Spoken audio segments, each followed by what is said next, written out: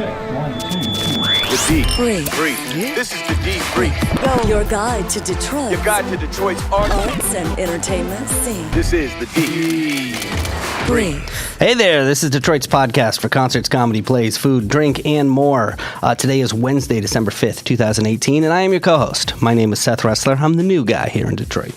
And I'm Becky Scarcello, and I'm the, I don't want to say old, but I'll say old. I don't mind saying the old lady in Detroit. How's that? The native. Let's talk a little bit about what we've got on today's show. We've got Bailey Sisoy Iskro of the Detroit History Club. Checks in with us every so often. We wanted to find out about some of the Christmas traditions here in the city. Sure. Not just Christmas, holiday in general. Yeah. Even Hanukkah. So I wanted to talk about the Golden Jigger Awards, the first annual. That sounds like a Jay-Z thing. It might be.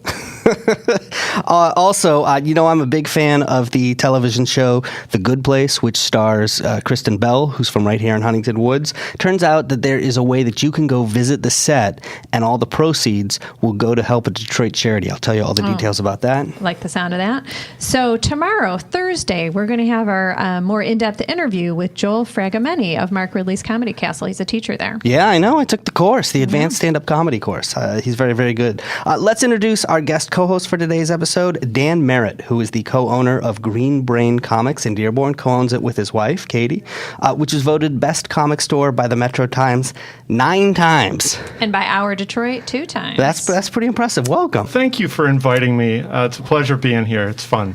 Well, it's an exciting time for comics. It is so much cooler to be into that kind of stuff, I think, than it was when I was a kid. Exponentially cooler. I mean, geek culture is just, is that an acceptable term, geek culture, to include it in there? I think nowadays it is. Yeah. It's become softer to say. Right. Yeah. It used to sting. Right. Yeah. No, that's great. She says things like that to me every time I go off on my science fiction tangents. And I just mean it out of love, though. Oh, yeah, Like when you're nerding out on your outer space stuff or whatever. One of the big things that's obviously happened in the world of comic books is the passing of Stan Lee.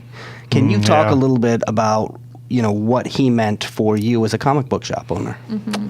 Well, personally, well before my time in the comic shop, I knew Stan Lee as the guy who presented comics to me in my youth. Wow. When I was reading comics in the early 70s, I was always fascinated by the fact that there was this personality that introduced comics to me. As I opened it up, there was always in this bold lettering in the top left corner, the inside page, Stan Lee Presents. I'm like, this guy Stan Lee, he sounds cool. Right. He sounds larger than life. And then you'd see pictures of him, and he's he had these dark shades on, and he was he had the swagger to him, and he kind of had he kind of had this Burt Reynolds appeal to him. Definitely. But it turns out he's like a super tiny dude. Is he really? Well, you're tall, so yeah, I know. But it was the mystique. Right. The mystique is so much larger than life. Yeah. Well, and he really was the one that came up with that there would be this universe with all these characters living and interacting together, right? I mean, he kind of that whole idea. Yeah, he developed a lot of ideas together that were working separately. Mm-hmm. He made this totally magical universe work in a way that publishing company never had success with before. Wow. And now you see it come together in things like the movies. Right, just visionary. Have the movies been good for your business? They've been great for awareness of the properties. There's a familiarity now with all the characters that star in the movies.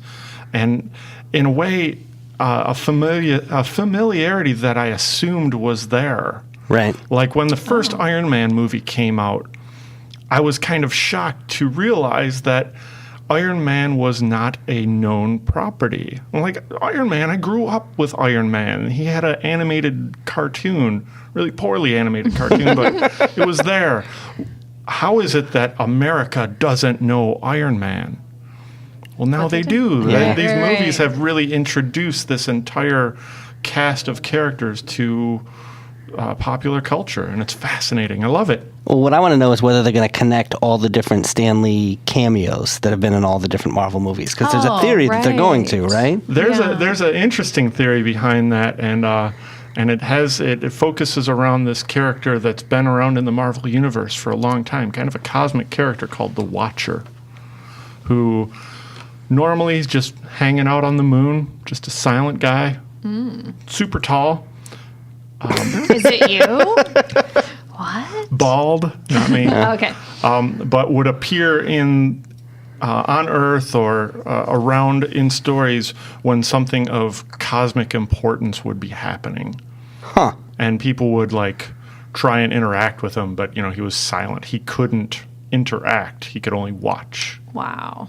That's interesting. Yeah. Well, you can hang around. You're allowed to interact for the rest of the show. Yes, definitely. you don't have to sit there and watch because it's a podcast. That wouldn't be that interesting. That would be weird. This place is warmer than the moon, also. Good. Well, welcome, and we're glad you're on the show, Dan. This is the Detroit. Brief. Becky, let's talk about food and drink. Sure. So, of course, we all have been just heartbroken by what's going on in California with the fires, and especially being on the other side of the country, there's often this thought, we have family there, we have friends there, what can we do? And so a really cool thing in the world of beer came out of this. Sierra Nevada Brewing Company. They're making a Resilience IPA in partnership with breweries all across the country, including a bunch of Michigan breweries. Like the call came out and Michigan breweries instantly were like, yes, we want to be involved. 100% of the sales of this Resilience brew will be given to the Campfire Relief Fund. So the recipe is given to the breweries by Sierra Nevada, and then they brew it. It already started, I think, on November 27th, and the beer will be ready in a couple weeks. So there's lots of different ways how this is working. For example, the Michigan Hops Alliance, they donated hops to Minton Brewing Company, Batch Brewing, and others, so their production costs would be less, so everybody's kind of doing their part. And there's a really nice article written by Amy Sherman on M Live. It's detailing the breweries in Michigan that are involved and where you can buy this beer when it comes out. So check that out. My family is from the Bay Area in California, and a lot of them are still out there. I'm heading out there for Christmas. My brother-in-law and my sister are teachers, and they've had to have recess inside for a couple of weeks there because the smoke is just so bad. I mean, the air pollution is the worst in the world, is what they were saying there. So if I can help by drinking beer, yes, I will do my part. I will serve my country. Yeah. So there's a new bar and music lounge, Cobb's Corner, but it's kind of not exactly new. So it was a former jazz bar. It was closed more than 30 years ago, but it's been recreated by the original proprietor, Robert Cobb. So he's done renovations to the space. It was open on Noel night. It's officially open now, Monday through Saturdays, with a full bar, sliders, and sandwiches, just like a neighborhood corner bar. It's on Cass and Willis there in Midtown. Right around the corner from the original Avalon Bakery, if you know that. The space you might know as the Spiral Collective. So that was there for years with the Spiral Collective on that corner. So it's kind of interesting because that housed Del Pryor, a longtime African-American female gallery owner in the city. She's had several locations throughout the city, but the Del Pryor Gallery was there for many years. And her daughter has a boutique in there called Tulani Rose with great little gifts. So they're still somewhat in there, but kind of pushed to the middle of the block. So it'll be interesting how it all shakes out, but kind of a cool story about a rebirth of an original bar. This is weird because we always talk about concerns about displacement of older businesses by new businesses coming in and what that means for Detroit. What does it mean when it's an older business being displaced by an even older business? I know. Are we okay with that? I think we're okay with that. I'm not sure. I don't know. I'm not sure. We'll see how it That's a weird juxtaposition. I hope it works out for everybody, for sure. Spiral Collective was an amazing place, and seeing those local creators, pushed to the side is... Let me ask you about Dearborn, where you are, because that must have... You've been there a long time. Yeah, You've been there since the late 90s, right? Almost 20 years. The store itself opened up in 1985. Wow. And then you bought it in 99. 99, yes. So what changes have you seen in Dearborn? The great thing about my neighborhood is it has stayed focused on small business. While we do have some larger business in there, we have some medical technical businesses. It is primarily smaller family-owned businesses. So in a lot of ways, it's kept its flavor over the years. That's good to hear. That's really important. And my work with the Downtown Development Authority is really focused on making sure that we retain that flavor, and any development only is there to help bolster that neighborhood feel. Can you talk a little bit more about that? Because I know you're very involved in some of the things that are going on in the community there. Yeah, I'm the chairman of the East Dearborn Downtown Development Authority, and we're primarily tasked with promoting the neighborhood with events and marketing for outside audiences, and also to develop businesses and business opportunities. Very cool. Very great. So last thing I wanted to mention is, Detroit's cocktail industry has just been growing, and it's such a thing, the craft cocktail world here. There's the first annual Golden Jigger Awards happening. So I think it's high time that this happens. So there's going to be categories such as Best Bartender, Best Beer Program, Best Craft Cocktail Bar, Best Wine Shop, even Best Beverage Rep. So all aspects of the industry.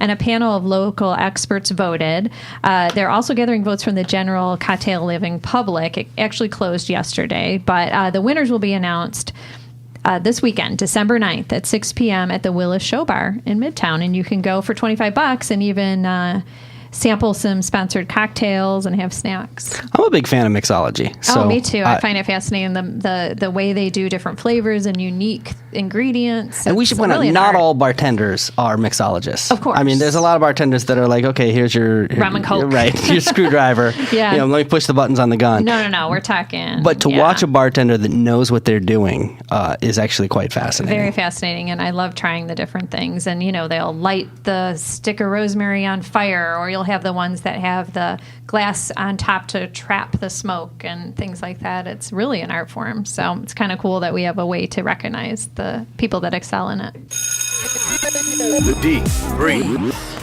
All right, Becky, Dan, it's that time of the show when we check in with one of our good friends. We have a regular cast of characters who come on the show. One of our favorites is Bailey Sissoy Iskro. She runs Detroit History Club and Detroit History Tours. She is also the author of a children's book that you can buy your children, your grandchildren, whatever you might have, for Christmas. It's called Rosie, a Detroit Her Story. Yes. I got to get that right. So, Bailey, thanks for joining us. Thanks for having me back, you guys. Well, it's good to have you on. We figured we would check in with you because it is, of course, the holiday season, and I haven't spent that many Christmases in Detroit. I'm kind of curious to learn more. Back before Amazon put their headquarters here and became a local company, where or not, how did people actually do their shopping here in Detroit? So before all of the internet shopping, when you talk retail in Detroit, Hudsons reigned supreme. Of course, Hudsons eventually bought out by Marshall Field's, later by Macy's. But when Hudsons opened, it was the third largest department store in the country. The second and the first, Macy's and Marshall Field's. So Hudsons was known for its 14 floors of retail. When it opened, it was one of the tallest department stores in the world. It was world famous for having the biggest American flag. And the 12th floor of Macy's was called Toyland. It was an entire floor devoted to children's shopping and specifically toys. In the holiday season from November to the end of January, they did 40% of their year's sales. They had a display that had over 200 different dolls from around the world. Santa was there, of course, every single day. And you would take the elevator on an express route. So many people visited the Toyland 12th floor that they would dedicate an elevator to run ground floor to 12th floor all day long, stopping nowhere in between. You could visit Santa, and when you did, instead of being handed a candy cane, you were given a custom-made book done by the Hudsonian, which was the in-department magazine for the Hudson's department store. They would produce a special one, about 13 pages for kids at Christmas, and it followed all different adventures, like Sally, who lost her doll in 1942 and ended up getting war bonds from Santa, or in 1938, Santa and his dog Wiggly, and Wiggly's adventures in the department store after hours, eating at the restaurant. Nice. So today, those are huge collector's items. Ephemera collections, Hudson's, Detroit collectors, they all sort of go wild for these Hudsonian books. And there's generations of kids in Detroit who have them tucked away places because they were given them for free when they visited Santa. Hudson's also had shopping for the adult. They had the men's only collection, which was a floor set up specifically to sell to men. It was staffed by all young women. And the gifts there were for your wife, for your girlfriend. Engagement rings featured prominently. And it was a place where they advertised men could get all of their shopping done from everyone from their mother to their sweetheart in under an hour. That's nice. Dan, you're from the area. Did you ever have a chance to go to Hudson's?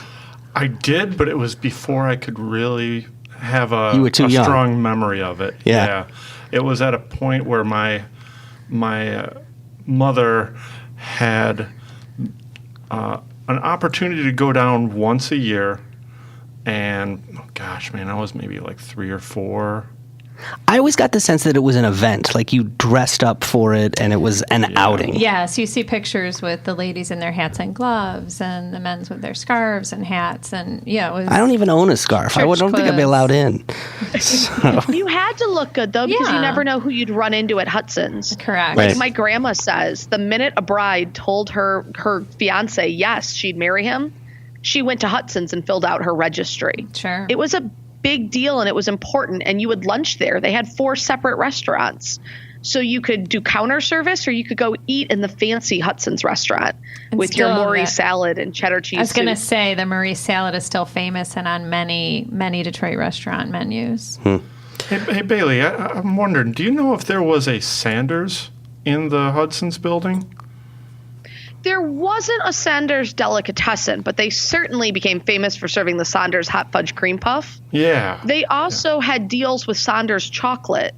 So you would, be able to buy a box of beautiful Sanders candies as a gift. In the 50s and 60s, Hudson's rolled out this strategy to get businessmen to buy from them, where they would send catalogs to the offices, and each page would be gifts under $5, gifts under $10, gifts under $20. And it was a way for, let's say, a doctor's office to buy a gift for his receptionist and all the nurses. And he could pick out a page and purchase things. Sanders chocolates on the under $4 page was a really common office gift. This sounds so much better than going to the mall and doing holiday shopping. But what's neat is now retail is come back to Detroit and I think is really building a lot of momentum. Right. Where there are many, many years where you didn't really shop in the city. So. Yeah, you guys did a great segment all about kind of local shopping. And Becky, you're 100% right. There's so many options now. Yeah, it's pretty cool in all the neighborhoods. Well, speaking of things that you can do locally now, there is a pop-up roller skating rink that's shown up in Campus Marshes. And so we figured we'd ask you about this. Does Detroit have a roller skating history? Oh my gosh, yes. At one time, there were 30 roller skating rinks in the 140 plus square miles of Really? Detroit. Oh, Yeah, I grew even up more in going. the suburbs. Oh yeah, first love at a roller rink. Holding hands for the couple skate. Shooting the duck. Practicing dance moves. All the best music. That was what we did on the weekends. Wow. I mean, everybody had a broken arm from Red Rover at the roller skating Oh rink. yeah. And it was this huge cultural phenomenon, especially among certain communities in Detroit. Correct. We have a sad history of, like many places, having segregation. And during the 40s and 50s, there was segregation in the roller skating rinks. So during the week, you would have general skating for people of Caucasian descent. And it was organ music and everybody sort of going around in an oval. And from that grew nights that were meant for the African American community. And they would often call them soul nights. And they would have live bands or they would have DJs. And the African American community really started developing amazing dance moves and skating skills that since then have evolved into a multicultural, multiracial, multi-age demographic of people in Detroit who can skate like it looks like they're magic. I can't even get over how incredible some of the tricks they do are. But this goes back to our heritage of these soul nights, which were nights African Americans were allowed to participate at the roller skating rinks. And we developed some music genres in that way. Like Becky was saying, soul music and R&B, the couple skates had a totally different vibe on these soul nights. And although that's now part of the mainstream culture, it was really developed by the African-American community of Detroit. So it's pretty exciting that now in the middle of downtown, in the heart of our cultural center of the city, an artist has come together, and it's called Rainbow City Roller Rink. And it's like this bizarre 1960s, 70s stripes and polka dots Candyland. It is completely free. It's being put on by Quicken Loans, Bedrock, and the Detroit Library Street Collective of Artists. It's free to go. It is open 9 to 5 on the weekends. And I mean, I drove past it and almost got in a fender bender because my jaw hit the floor, and I had to park and get out and go explore it. It is in the ground floor of 1001 Woodward Avenue at Campus Martius, and it's really something special. It's going to be there through the end of January. Can I ask a dumb question? Because it's been so long since I've been to a roller rink. When I went to a roller rink as a kid, you had roller skates, right? And then later on, the roller blades came out, and that was what I used when I would go outdoors in parks. I don't even know if I have those anymore. But what do you use at a roller rink these days? Do you use roller blades, or do you use old school skates? Roller skates. Yeah. Do they frown upon roller blades? Is that not I don't. You know what's funny? The kids nowadays would think you're a nerd if you're on roller like that blades. Would be a and weird. When we were kids, Really? you were a nerd if you were on roller skates. It's like going to the local pool in a Speedo instead of swimming trunks. Is that kind of a thing? A little bit. Yeah, okay. Yeah, the kids are hip to all sorts of stuff we're just not funky with. All right. The other thing I wanted to ask you about is we had the lighting of the Detroit Menorah this week. Tell us a little bit about the history of that. So we're in our 8th year here in Detroit of having a city menorah. It is alongside our city Christmas tree, also in Campus Martius. And Sunday was the first night of Hanukkah, so our first candle was lit. It was a beautiful celebration, and it included a moment of silence for the Pittsburgh synagogue shooting victims. And what I thought was so special about it is they had multiple rabbis in the city to sort of lead this both religious but also celebratory bit of our season. And they opened it by saying, this menorah is Detroit's menorah. And they explained what it meant to light the candles and the religious significance. So those in the crowd not of the Jewish faith were sort of part of the experience and could understand what was going on. It's 26 feet tall. It's part of a thing called 100 Menorahs Across Michigan, which is part of the U.S. during Hanukkah celebration. And, of course, the 8 candles will be lit for the next 6 nights. Well, you've touched on this before. I know you've talked about it. Tell us a little bit about the Jewish population here in Metro Detroit. Metro Detroit and Detroit pre-World War II had an incredibly strong Jewish population. World War I left a lot of people looking for a new world and a new place to start, and they found their way here to the city. We in Detroit have sort of an unofficial slogan. We say, we can do it, for architect Albert Kahn. Albert Kahn, one of our most famous Jewish citizens, was a patron of Temple Bethel and actually was the architect and designer of the second Temple Bethel located on Woodward. The first Temple Bethel has been rebuilt into Wayne State's Theater, now called the Bonsdale Theater. And Temple Bethel Synagogue is still in use and still an active shul, but they're located up in the northern suburbs and do a lot in the city. In fact, one of their rabbis was present at the menorah lighting on Sunday night. All right. Well, then I guess we got to say Happy Hanukkah. Yes, definitely. Happy Hanukkah. Hey, Bailey, thanks so much. I learned she knows her stuff, doesn't she, Dan? That's awesome. I learned a lot today about great. Detroit. Dan's taking notes over here. He's going to impress people at the next to party. comic book history. We have a lot of Jewish Americans here in Michigan that are in the comic industry, not only now, but historically. Really? We've got a lot of strong creators from the area. And, of course, the comic book story is one that has deep roots in Jewish culture. Huh. Wow. I didn't know that. I know. We'll have to talk more about that. All right. Yeah, we will.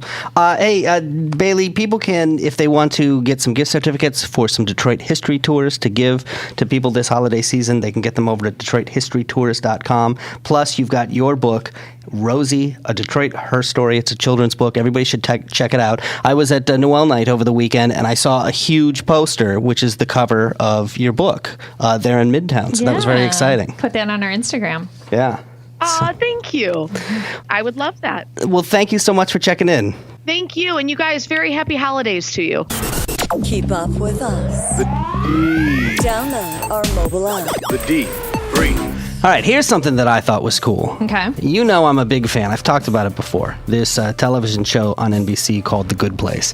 I like a really smart television comedy. We're kind of in the golden age of television as it is. And frankly, a lot of that quality television is not coming from the usual main networks. Right. Okay. It's like HBO, or now it's Netflix is getting into interesting stuff. But this is a fantastic show by NBC. It stars Kristen Bell, who's from this area. She's from Huntington Woods. Yeah. And Ted Danson, Cheers was one of my favorite shows. I've always loved Ted Danson. Well, now there's an opportunity, now that the show's in its third season, you can bid on the opportunity to go visit the set during the fourth season of the show. And all the proceeds from this are going to the Detroit Creativity Project, which is a great organization right here in Detroit. They have something called the Improv Project, which helps students learn to collaborate and listen to each other and, sort of learn to take risks in a supportive environment. So support a local charity. And the question is, why is this NBC show supporting a local charity, right? I wanted to know this. Ties, yeah. This show does have a lot. I mean, I knew the Kristen Bell tie. This show has a lot of ties. And I only discovered this recently. It was Esther Navarez, who, remember, we had her on the show talking about the Motor City Comedy Festival. Right. She told me about all the ties. There's this actor, Mark Evan Jackson, who plays kind of the bad guy on the season, a character named Sean. He also hosts the Good Place podcast. Well, he's not from here, didn't grow up here, but he went to Calvin College in Grand Rapids, and then he was a part of Second City Detroit. Oh, wow. So he was an improver here. Right? And I've heard a lot about Second City Detroit and the people who've come out of there over the years. Then he went out to LA and he joined an improv group that they have there in Los Angeles called the 313. Oh, cute. Yep. So it's all Detroit alums. Nice. Right? Who, like, I guess they all, they go out there to become big stars and they band together and they all bond over the fact that they miss, conies or whatever it is. Right. White the Castles. cold. Yeah, snow. So anyway, if you bid on this and you place the winning bid, and then you get to go have lunch with Mark Evan Jackson in Studio City from the show. And then Mary Beth Monroe, who also plays a recurring character on the show, Mindy St. Clair, she's from Fraser, Michigan. Oh, sure. East Side. And the showrunner, Michael Herbert Schur, is from Ann Arbor. So, yeah, there's a lot of Michigan ties with this television show. You can get all the details about making a bid for this prize at CharityBuzz.com on their website, or we'll post the link in our show notes, and you can get all the details over at thedebriefdetroit.com. This is the D. Brief. Let's take a moment to talk about some of the things that are happening on stages around town. Starting Wednesday night, there's an event. I was not sure how I felt about this event because this is not something that I have seen before. There is Extreme Midget Wrestling happening at St. Andrews Hall. This is a show that was actually scheduled from December 3rd. Yeah, I had the kind of reaction that you do. You have that kind of, Is it exploitive? Is it... That's what I was thinking, There are lots of minority groups that I have friends with, that I interact with regular, whether that's an ethnic minority, whether it's a sexual orientation minority, and then there's some minority groups that I don't know anybody from. It's not something, and people with dwarfism is one of them. I don't hang out with Peter Dinklage on a regular basis. So I looked at this and I went, I don't know how I feel about this. Yeah, we need some other input. So I actually messaged a friend of mine on Facebook who I knew in college, and he had a son, and his son is 5 years old now, and his son has a form of dwarfism. And I said, what is... Oh, sure. Because the two ways I'm looking at this is exactly what you're saying. Is this exploitative? But then also there's an argument, well, these people have the freedom to do whatever they want, and... who am I to judge? It could be a creative outlet and a way to make a living, yeah. So I asked that question. And what he told me was actually really enlightening to me. He said, look, we are opposed to this type of stuff because we think it is exploitative. And I asked, well, what about this whole choice argument. Yeah. And he said, here's the thing. It doesn't just affect the people that are involved in it. Right? The viewers, the audience is what are they taking away? It affects other people who, other little people who also have dwarfism, who their image is shaped by this, right? Mm-hmm. And he said, look, I've got a 5-year-old son. I don't want somebody thinking that it's okay to wrestle my son or to pick my son up and toss my son, because he's smaller and, can't deal with that. Yeah. And so...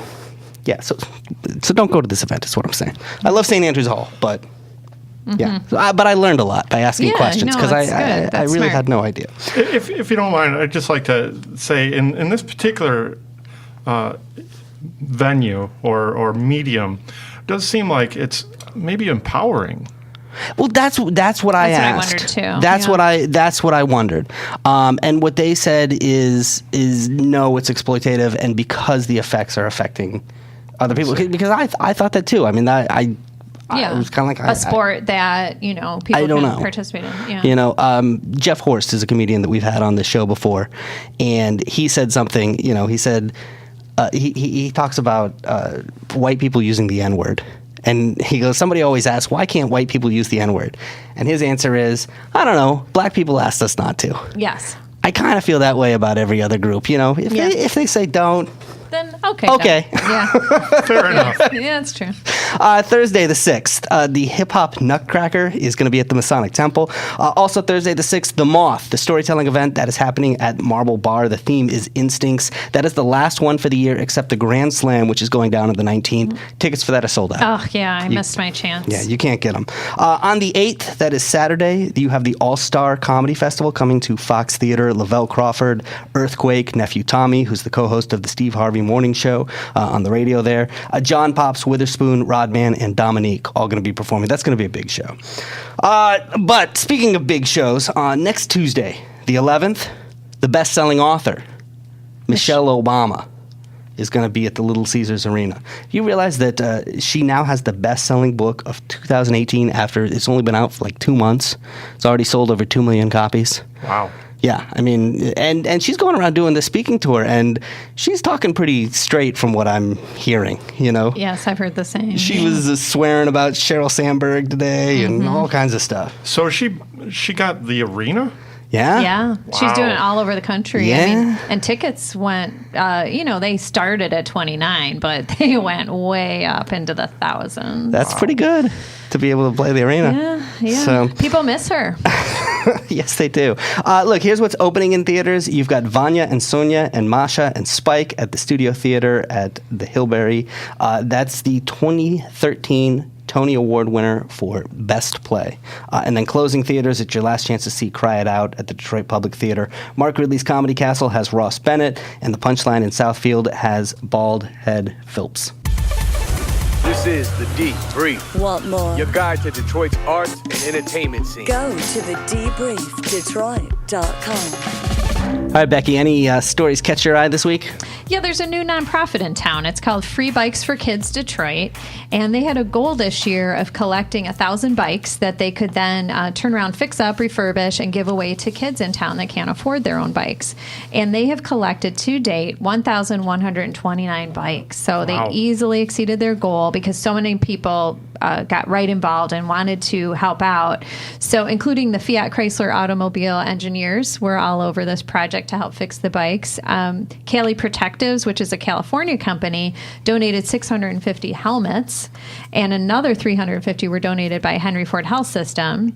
And Dean Sellers Ford and tons of other groups donated about 250 bikes. So you had a lot of organizations involved, and they also raised cash, over $40,000. Wow. So they'll have volunteers refurbishing these bikes, and they're working with different charitable organizations in town to match the bikes with kids. Whenever I hear about this, I always think back to something that Aaron Foley, the chief storyteller for the city of Detroit, he told us when he was on, which is that he said, I used to think about bikes in Detroit and why are bike lanes important and things like that. And he goes, I always used to think it was just rich people out in the suburbs going for joyrides. And then he said when he started working for the city of Detroit, he realized that bike lanes were important because so many people rely on it as a form of transportation.